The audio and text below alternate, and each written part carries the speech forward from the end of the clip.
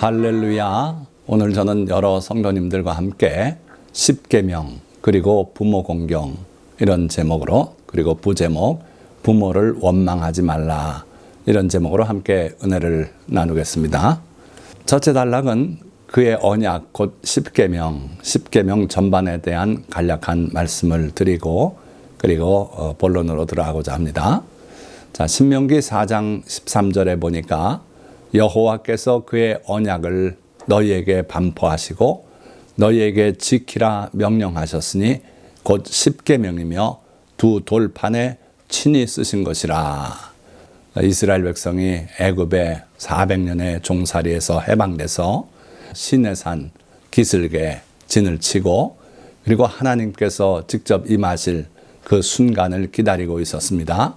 산이 불이 붙고 큰 트럼펫 소리가 들리고 땅이 진동하고, 그리고 불이 충천하고 무서워서 백성들이 어찌할 바를 모를 때 하나님께서 친히 이 십계명을 그들에게 들려주셨죠. 자, 그러시고 나중에 모세가 이스라엘 백성을 가나안 땅으로 들여보내기 전에 다시 한번 모든 율법 또 십계명 하나님의 명하신 내용들을 다 전달했죠. 그때 기록된 내용이 신명기입니다. 근데 신명기 4장 13절에 이런 말씀이 있어요. 여호와께서 그의 언약을 너희에게 반포하시고 시내산에서 직접 큰 음성으로 이스라엘 백성 모두에게 듣도록 말씀하신 내용이 그의 언약이라 그랬어요. 하나님과 사람 간에 맺는 언약, 인간이 하나님의 백성이 된다는 내용이고, 하나님은 그들의 하나님이 돼서 직접 그들을 인도하시고 돌보시고 다스리시겠다는 그러한 큰 조약이었어요. 언약이었어요. 그래서 우리는 흔히 십계명이란 말을 쓰고 하는데, 그거보다는 먼저 생각할 것은 그 모든 내용이 언약이다. 그래서 이 십계명의 하나하나가 하나님과 맺는 언약 조항이다. 이걸 꼭 기억하셔야 돼요. 그러시면서 그걸 그렇게 명령하셨으니 곧 십계명이며, 그게 바로 십계명이다 이거예요. 하나님과 맺은 언약이 바로 이 십계명이다. 자, 그래서 오늘 우리가 이 십계명 전반적인 내용을 돌아보되 그 첫 번째 돌판 내용을 함께 은혜를 나누고, 그리고 첫 돌판의 끝 계명인 부모 공경의 계명을 다시 한번 깊이 돌아보고, 다음 기회가 있으면은 또 두 번째 돌판에 대해서 함께 은혜를 나누고자 하는 겁니다. 자, 보통은 십계명이라는 명칭이 귀에 익어 있는데 성경에는 십계명이라는 단어는 단 3번뿐이 안 쓰여요. 실제 내용을 성경은 기록하고 있을 뿐이에요. 그런데 그 기록된 내용이 두 곳에 있어서, 하나는 출애굽기에 있는 시내산에서 하나님께서 직접 명하신 그 내용이 첫째 십계명이고, 둘째는 모세가 이스라엘 백성을 40년간 인도한 후에 그 요단강을 건너서 가나안 땅을 점령하러 들여보내면서 마지막으로 한 설교에 그 내용이 또 나와요. 오늘은 출애굽기 시내산 십계명을 본문으로 해서 십계명 내용을 살펴보고 함께 은혜를 나누고자 하는 겁니다. 자, 두 번째 단락입니다. 나는 너를 애굽 땅 종되었던 집에서 인도하여 낸 내 하나님 여호와니라. 지금 이 십계명을 말하고 있는 분이 그분이다 이거예요. 자, 이 내용을 조금 이해를 돕기 위해서 예수님께서 마지막 날 밤에 제자들의 발을 씻기지 않습니까? 그때 베드로의 순서가 되니까 베드로는 다른 제자들과 달리 내 발을 절대로 씻지 못하시리이다 하니까 예수님께서 내가 너를 씻어주지 아니하면 내가 나와 상관이 없느니라. 무슨 말씀입니까? 하나님께서 애굽 종되었던 집에서 인도하여 내었기 때문에 그들과 하나님과의 관계가 생긴 것처럼 베드로와 예수님도 예수님이 발을 씻겨줌으로써 예수님과의 관계가 굳어진다 하는 거죠. 그래서 여기에 하나님과 우리의 관계를 명확히 하셨고, 이거를 이스라엘 사람들은 첫 번째 계명으로 삼습니다. 자, 그 다음에는 나 외에는 다른 신을 내게 두지 말라. 너를 위하여 새긴 우상을 만들지 말고 어떤 형상도 만들지 말며 그것들에게 절하지 말며 그것들을 섬기지 말라. 자, 우리한테 친숙한 내용 아닙니까? 우리 그리스도인들은 이 부분을 두 개의 계명으로 받아들입니다. 그래서 첫 번째 계명을 바로 이 3절 나 외에 다른 신을 내게 두지 말라. 이걸 첫째 계명으로 받아들이고 있고 둘째 계명으로 너를 위하여 새긴 우상을 만들지 말라. 이걸 두 번째 계명으로 받아들이고 있어요. 그런데 이 내용을 또 어떻게 자세히 보면은 한 계명으로 볼 수도 있죠. 보니까 다른 신을 두지 마라. 새긴 우상을 만들지 말고 어떤 형상도 만들지 말라. 이 세 가지 내용이 결국은 다른 신에 해당하는 그런 내용이에요. 다른 신을 내게 두지 마라. 다른 신을 마음에 두어도 안 돼요. 말하자면 유학 가서 저 인도에서 뭐 힌두 신을 마음에 받아들였다면 이건 다른 신을 두고 있는 거예요. 다른 신을 두는 것은요, 형상을 만들지 않았어도 우상을 만들지 않았어도 가능해요. 그렇기 때문에 하나님께서는 다른 신을 내게 두지 말라. 그러시고 또 많은 경우에는 우상을 섬김으로써 다른 신을 섬기게 돼요. 그래서 너를 위하여 새긴 우상을 만들지 말라. 이렇게 말씀하셨고 또 우상이 아니라고 고집을 피우면서 말하자면 이거는 베드로 형상입니다. 뭐가 나쁩니까? 이런 사람들이 있어요. 그러나 하나님께서는 어떤 형상도 만들지 말며 신명기엔 이것을 상세하게 기록합니다. 버러지 형상도 안 되고 공중에 있는 새 형상도 안 되고 남자의 형상이든 여자의 형상이든 바다 물속에 있는 물고기의 형상이든 하늘을 나는 새 형상이든 어떤 형상도 만들지 말라는 거예요. 하늘에 있는 천사의 형상도 만들어서는 안 돼요. 그래서 이 간략한 내용 중에 하나님께서는 반복적으로 첫째는 다른 신 두지 마라. 또 우상을 만들지 마라. 형상도 만들지 마라.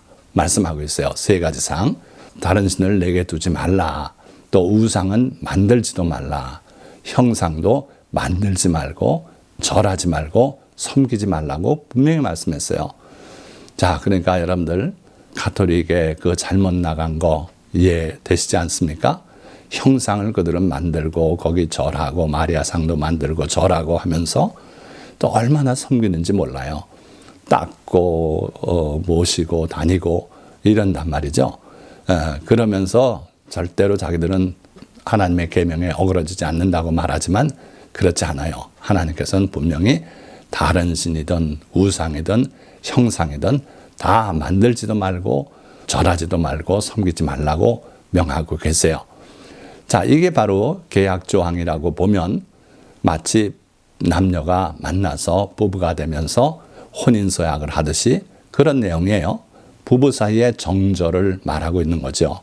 소중한 계명입니다. 자, 신기한 것은 바로 이 내용을 하나님께서 이스라엘 백성에게 직접 말씀을 하셨는데 모세가 하나님을 만나러 올라간 그 사이에 우상을 만들고 섬겼다는 거예요. 출애굽기 32장 4절 아론이 그들의 손에서 금고리를 받아 부어서 조각칼로 새겨 송아지 형상을 만드니 그들이 말하되 이스라엘아 이는 너희를 애굽 땅에서 인도하여 낸 너희의 신이로다 하는지라. 악한 무리의 충동을 받아서 아론이 이 일에 앞장서서 송아지상을 만들었는데 그들이 주장하는 바를 보세요. 이는 너희를 애굽 땅에서 인도하여 낸 너희의 신이로다 하는지라. 그러니까 여호와 하나님께서 있어야 될 그 자리를 이 우상에게 주고 있는 거예요. 애굽에서 인도하여 낸 신이 누굽니까? 바로 여호와 하나님 아닙니까? 그 일로 인해서 우리가 하나님의 백성이 되고 하나님은 우리의 하나님이 되시는데 그 자리에 이 송아지를 올려놨어요. 그러니 하나님이 노하지 않으시겠습니까? 자, 또 한 번 그와 같은 일이 일어나요. 이스라엘 왕국의 여로보암 왕이 이에 계획하고 두 금송아지를 만들고 무리에게 말하기를 너희가 다시는 예루살렘에 올라갈 것이 없도다. 이스라엘아, 이는 너희를 애굽 땅에서 인도하여 올린 너희의 신들이라 하고, 여기도 똑같아요. 온 우주에는 오로지 주 여호와 하나님 그 한 분뿐이 신이 없다. 그래서 유일하신 여호와라고 말씀했고, 그러니까 마음을 다하고 뜻을 다하고 힘을 다하여서 하나님을 섬길 수 있는 거예요. 신이 여럿이라면 마음을 나눠서 이 신에게도 좀 마음을 드리고 저 신에게도 마음 드리고 그러겠지만, 하나님은 한 분뿐이 안 계십니다. 그런데 우상이, 또 다른 이름의 신이 그 자리를 차지하는 것이 바로 우상 숭배니, 여러분들 절대로 우상 숭배는 피하시기 바랍니다. 자, 그러면 이제 정리가 됐죠. 세 번째 계명, 너는 내 하나님 여호와의 이름을 망령되게 부르지 말라. 한 분이신 하나님, 참 하나님, 그분의 이름은 여호와이시다. 그런데 이 이름을 망령되게 농담으로 뭐 이렇게 불러서는 안 된다는 거예요. 여호와는 그의 이름을 망령되게 부르는 자를 죄 없다 하지 아니하리라. 그래서 예수님께서도 기도를 우리에게 가르치실 때, 하늘에 계신 우리 아버지시여 이름이 거룩히 여김을 받으시오며, 하나님의 이름이 매우 소중하기 때문에 하나님이 또 그렇게 자기 이름을 소중히 여기시기 때문에 우리도 그 하나님의 이름이 온 인류에게 존경받고 높임받고 귀하게 여겨지도록 그렇게 기도하는 거예요. 자, 네 번째 계명, 안식일을 거룩하게 지키라는 계명이죠. 안식일을 기억하여 거룩하게 지키라. 엿새 동안은 힘써 내 모든 일을 행할 것이나 일곱째 날은 내 하나님 여호와의 안식일인즉 너나 내 아들이나 내 딸이나 내 남종이나 내 여종이나 내 가축이나 내 문 안에 머무는 객이라도 아무 일도 하지 말라. 안식일을 거룩하게 지키기 위해서는 엿새 동안은 힘써서 내 모든 일을 행할 것이라, 이렇게 말씀했어요. 그러니까 자기 삶에 더 부지런하고 성실하지 않으면 하루를 비우고 하나님을 위해 쓸 수가 없는 거죠. 여러분들 기억하시고 세상 사람들보다 더 열심히 공부하고 일하고 가정을 이끌어가고 그렇게 하셔야 안식일에, 또는 예수 그리스도를 믿는 우리들은 주일날 쉴 수가 있고 예배 드릴 수 있고 한 거예요. 이는 엿새 동안에 나 여호와가 하늘과 땅과 바다와 그 가운데 모든 것을 만들고 일곱째 날에 쉬었습니다. 그러므로 나 여호와가 안식일을 복되게 하여 그 날을 거룩하게 하였느니라. 그러니까 하나님께서 천지를 창조하셨기 때문에, 그리고 일곱째 날에 쉬셨기 때문에 너희들도 쉬라는 거예요. 그러니까 창조주 하나님이 우리에게 안식일을, 하나님이 쉬셨던 것처럼 우리도 쉬라고 그렇게 명하고 있음을 알 수 있죠. 반면에 신명기는 5장 15절에 너는 기억하라. 내가 애굽 땅에서 종이 되었더니 내 하나님 여호와가 강한 손과 편팔로 거기서 너를 인도하여 내었나니, 그러므로 내 하나님 여호와가 내게 명령하여 안식일을 지키라 하느니라. 그러니까 구원자 하나님으로서 우리에게 안식일을 명하고 계신 걸 볼 수 있죠. 애굽에서 우리를 구원해내신 하나님께서 명하고 계시다. 그래서 안식일을 지키는 거, 이것도 또 타당한 이유가 되죠. 또 오늘날 우리 그리스도인들은 예수 그리스도께서 피 흘려 돌아가시고 무덤에 계셨다 부활하신 그날을 기념하기 위해서 주일날 모여서 예배드리고 주님을 찬양하고 하는 것도 의미가 있다고 생각이 되는 겁니다. 자, 그러면 세 번째 단락, 제5계명, 내 부모를 공경하라. 그리하면 내 하나님 여호와가 내게 준 땅에서 내 생명이 길리라. 그렇게 하면은 생명이 길겠다는 거예요. 귀한 말씀입니다.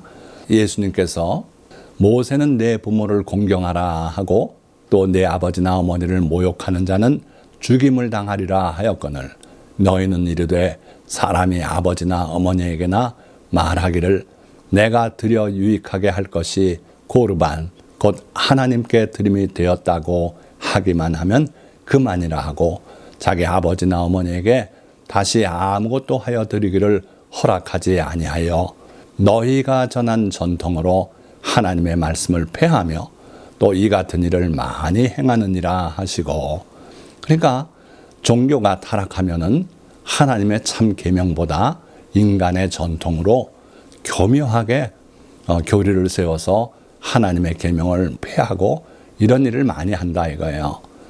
특히 부모 공경에 관해서 그들은 하나님께 드리면 육신의 부모에게는 드리지 않아도 된다. 이렇게 해서 헌금만 많이 가져오게 하고 부모 공경은 권하지 않았던 그런 모습을 여기서 볼 수 있어요. 그러나 그것은 결코 올바른 일이 아니죠. 자, 예수님께서도 마지막 십자가에 달려서까지 부모 공경을 이행하셨어요. 요한복음 18장, 예수께서 자기의 어머니와 사랑하시는 제자가 곁에 서 있는 것을 보시고 십자가에 매달려서 얼마나 고통을 당하고 있지 않습니까? 그런 가운데서도 예수님은 자기 어머니와 사랑하는 제자 요한이 그 밑에 와 있는 걸 보셨어요. 그러고 자기 어머니께 말씀하시되 여자여 보소서 아들이니이다. 자, 누굴 보라는 거예요? 자기를 보라는 게 아닙니다. 와서 옆에 서 있는 그 제자를 보라는 거예요. 우리말로 한다면 어머님 보십시오. 아들입니다. 아들은 십자가 매달려 있는데 어머니 옆에 서 있는 그 요한을 가리켜 아들이라는 거예요. 당신의 아들입니다. 그리고 또 그 제자에게 이르시되 보라 내 어머니라. 요한 보고 이분이 내 어머니다. 그러니까 그때로부터 그 제자가 자기 집에 모시니라. 이 말씀을 보면 예수님께서 끝까지 어머니 공경하는 걸 잊지 않았다 하는 걸 알 수 있죠. 자, 우리도 주님의 이 모습을 보고 본받아야 할 줄 믿습니다. 자, 그런데 부모를 공경하기 위해서는 넘어야 할 장애물이 있더라 하는 거예요. 그게 뭘까요? 첫째는요, 부모님들로부터 입은 상처가 있어요. 심각한 경우에는 가정폭력과 학대로까지 이어지지요. 자, 두 번째는 부모를 향한 원망이 부모를 공경하는 길을 가로막고 있더라. 나를 위해 해준 것이 없다는 생각을 가지고 그걸로 원망을 해요. 또 부모님의 이혼이나 사업 실패나 무능함이나 가난 때문에 자기들이 자라면서 어려움을 많이 겪은 그런 사람들이 있어요. 그래서 부모를 원망합니다. 또는 나보다 낮은 교육 수준, 늙으셔서 볼품 없어진 그 모습들, 이런 걸 보면서 부모를 부끄러워하기도 해요. 그러나 어떠한 처지를 우리가 겪었든지 또 지금 형편이 어떻든지 부모를 부끄러워하거나 원망하지 말고 공경해야만 하겠다. 이게 하나님께서 우리에게 주신 계명이며 하나님의 뜻이기 때문에 그래요. 그래서 부모에게 순종하고 부모를 소중히 알고 존경할 줄 알고 부모님께 필요한 것이 있다면 봉양해서 공급해드리고 하는 것이 바로 부모 공경의 길이다 하는 거예요. 이미 말씀드렸지만 부모에게 받은 것이 없다고 생각하고 한스러워하는 그런 자녀가 있습니까? 여기 이 말에 한번 귀를 기울여 보세요. 성경 말씀은 아니지만 당신의 부모님들이 당신에게 주실 수 없었던 것들에 대해 불평하지 마십시오. 그분들은 아마도 그들이 가지고 계신 모든 것을 주셨을 것입니다. 받은 게 없다고 주장하지만 실제로는 부모님들은 자기가 가지고 계신 모든 것을 자식들을 위해서 쓰셨어요.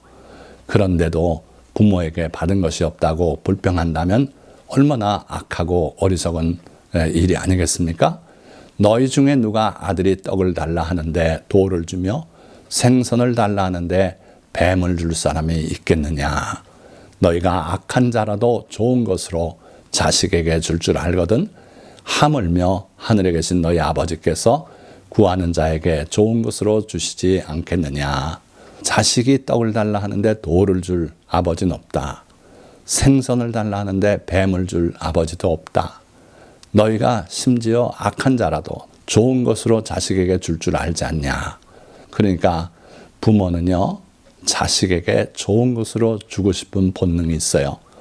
주고 싶은 본능이 있는 거예요. 그래서 자기에게 무엇이 있었다면 그걸 아끼고 안 준 적은 없을 것이라는 결론을 낼 수 있어요. 또 하나님의 사랑에 버금가는 부모의 사랑을 기억하시기 바랍니다. 아버지가 자식을 긍휼히 여긴 같이 여호와께서는 자기를 경외하는 자를 긍휼히 여기시나니. 그러니까 어찌 보면 아버지가 자식을 긍휼히 여기는 것, 이게 진리라 하는 거예요. 그래서 여러분들의 부모님은 여러분들을 긍휼히 여기고 불쌍히 여기고 사랑하시고 여러분들을 돌보아 오셨다 하는 걸 잊지 마시기 바랍니다. 자, 이사야 49장 15절도 여인이 어찌 그 젖먹는 자식을 잊겠으며 자기 태에서 난 아들을 긍휼히 여기지 않겠느냐. 그들은 혹시 잊을지라도 나는 너를 잊지 아니할 것이라. 하나님의 놀라운 사랑을 말씀하고 있는데 여기서도 비교할 대상이 여인의 자식 사랑을 비교 대상으로 삼으셨어요. 하나님의 사랑의 화신이 바로 아버지고 어머니이기 때문에 하나님은 그 부모를 공경하기를 원하시고 공경하라고 명하고 계신 겁니다. 부모님을 원망하지 말아야 하는 더 큰 이유가 있다면 그분들을 통해 여러분들이 생명을 얻었기 때문에 그래요. 그리고 부모님들이 여러분들을 희생적 사랑으로 길러주셨기에 여러분들이 있는 거예요. 그러니 부모를 원망하지 말고 부모님께 공경하는 여러분들이 되시기를 주님의 이름으로 축원드립니다. 자, 공경을 명하는 십계명 말고 또 다른 말씀들 무수하지요. 몇 가지만 소개합니다. 너를 낳은 아비에게 청종하고 내 늙은 어미를 경히 여기지 말지니라. 너를 낳은 아비에게 청종해라. 아버지가 무슨 아들을 낳습니까? 그러나 아버지가 아들을 낳은 것처럼 그렇게 아버지는 자기 자식을 귀하게 여기고 잘 기르고 하지 않습니까? 또 내 늙은 어미, 젊을 때는 그 어머니를 소중히 여기고 하는데 늙으신 다음에는 또 경하게 여기는 경우들이 있어요. 그런데 성경은 그걸 지적해서 내 늙은 어미를 경히 여기지 말지니라. 인간관계, 직장관계 여기에서 소중히 여길 분들 많아요. 그러나 그 사람들한테만 잘하고 늙은 어머니를 경히 여기고 있다면 회개해야 될 줄 믿습니다. 또 내 부모를 즐겁게 하며 너를 낳은 어미를 기쁘게 하라. 우리가 부모를 즐겁게 하고 있다면 그게 바로 올바른 공경이다 하는 거예요. 너를 낳은 어미를 기쁘게 하라.